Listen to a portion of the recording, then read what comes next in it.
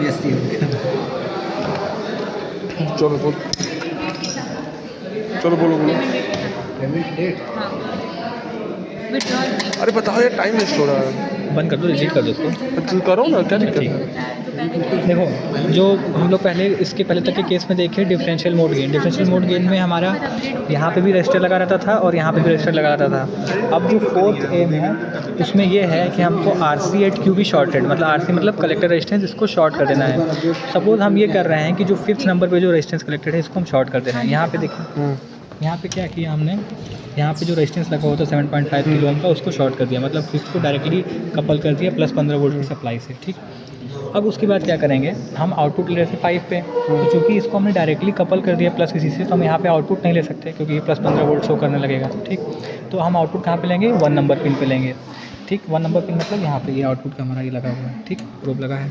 Input कहाँ पे दे रहे हैं, इनपुट दे रहे हैं 4 नंबर पिन पे, इनपुट दे रहे हैं 4 नंबर पिन पे। ठीक है, 4 नंबर पिन पे फंक्शन जनरेटर हमारा ये लगा हुआ है कलेक्ट। ठीक, 4। ठीक है, और इनपुट को भी हमने मेजर करने के लिए वो प्रोब लगाया है CRO से, तो इनपुट वेव फॉर्म भी तो मिलेगा। ठीक है, और पहले डिफरेंशियल मोड के गेन की तरह ही केस की तरह ही 2 नंबर जो है वो हमारा ग्राउंडेड है। ठीक है, तो डिफरेंशियल मोड हो गया, RC एट क्यू भी शॉर्टेड हो गया।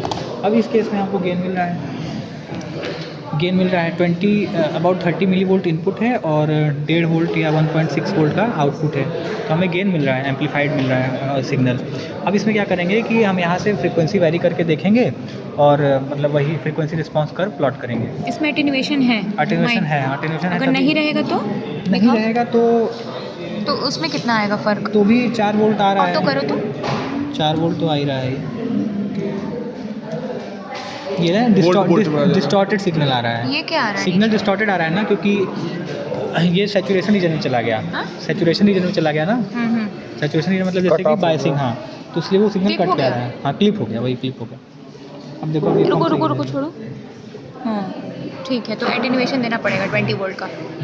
अरे 20 वोल्ट का 20 dB। 20 dB का। ठीक है, अब हम डिफरेंट फ्रिक्वेंसीज पे वही मतलब few hertz to few 100 kilo hertz तक ले जाके इसका फ्रिक्वेंसी रिस्पांस कर प्लॉट करेंगे। उसके बाद तो अब हमें रिजल्ट क्या मिलेगा, चूँकि RC एट क्यू शॉर्टेड है, इसकी वजह से हमको जो बैंडविड्थ है उसकी गेन ग्राफ की फ्रिक्वेंसी रिस्पांस करके वो बैंडविड्थ ज़्यादा मिलेगी।